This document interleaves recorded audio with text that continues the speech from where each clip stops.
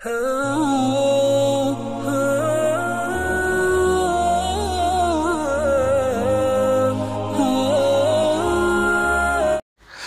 वालेकुम दोस्तों, कैसे हो? उम्मीद है कि सब खैरियत से होंगे।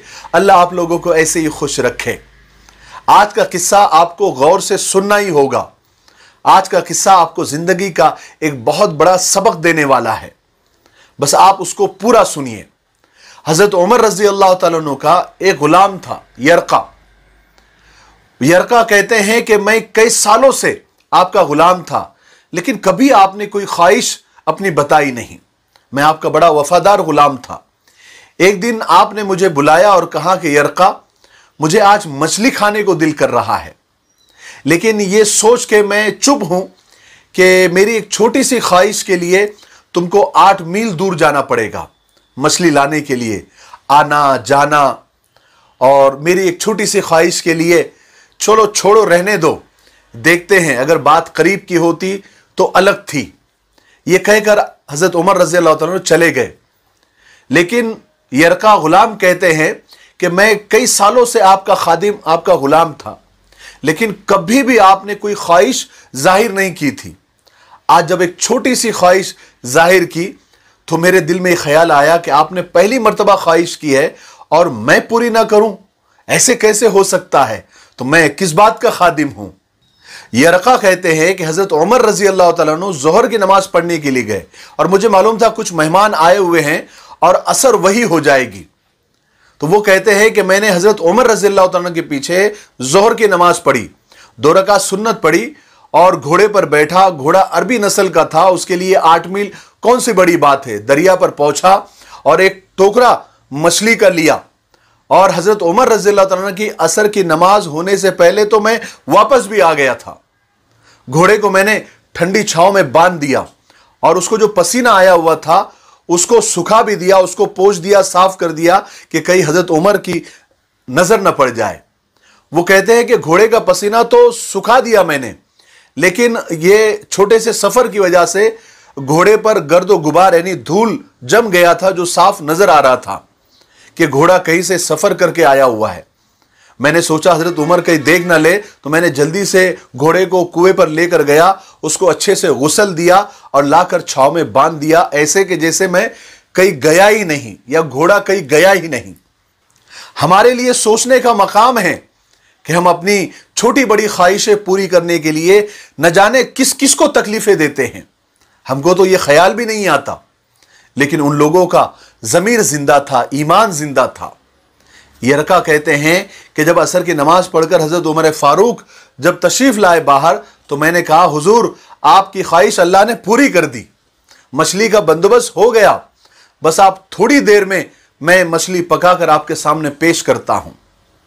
यरका कहते हैं मैंने जैसे ही ये लफ्ज कहे तो जनाब उमर फारूक रज़ी अल्लाह तआला उठे और सीधा घोड़े के पास गए और घोड़े की पुश्त पर यानी उसके बदन पर, उसके पीठ पर हाथ फेरा, उसके टांगों पर हाथ फेरा और आप घोड़े के कान के पास गए और कानों को भी उठा उठा कर देखने लगे और आप पहचान गए और कहने लगे, यरका तुमने तो सारा घोड़ा धो दिया, मगर कानों के पीछे का पसीना साफ करना तुम भूल गए, यानी यहां पर पानी डालना तुम भूल गए।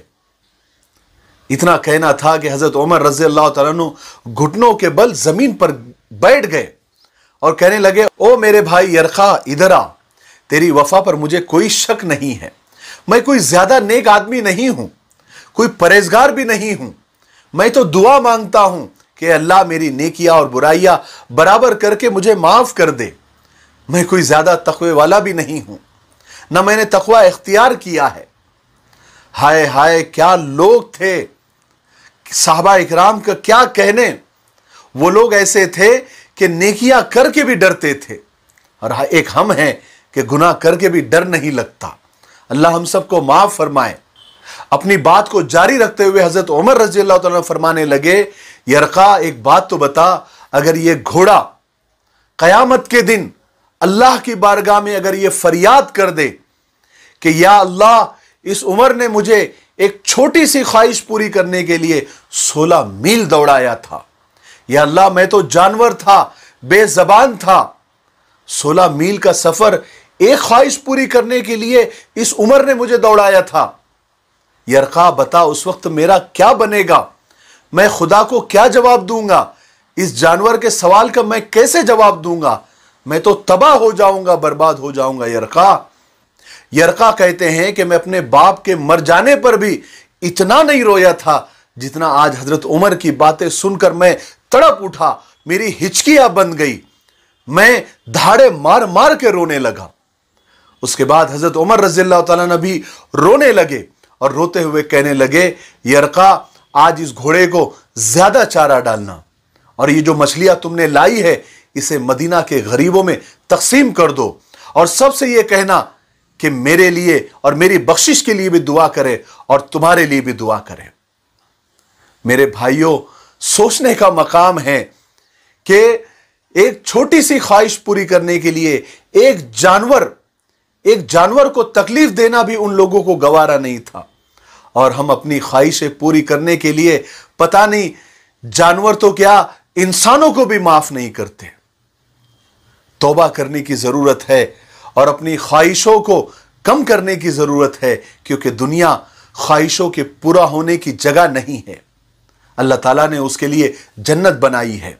ख्वाहिशों को कुर्बान अगर हम यहां करेंगे, वहां हमारी जन्नत में हमारी ख्वाहिशें अल्लाह पूरी करेगा। मुझे उम्मीद है कि आज के किस्से से आपको जिंदगी का बहुत बड़ा सबक मिला होगा। मेरे लिए दुआ करते रहें। अस्सलाम वालेकुम।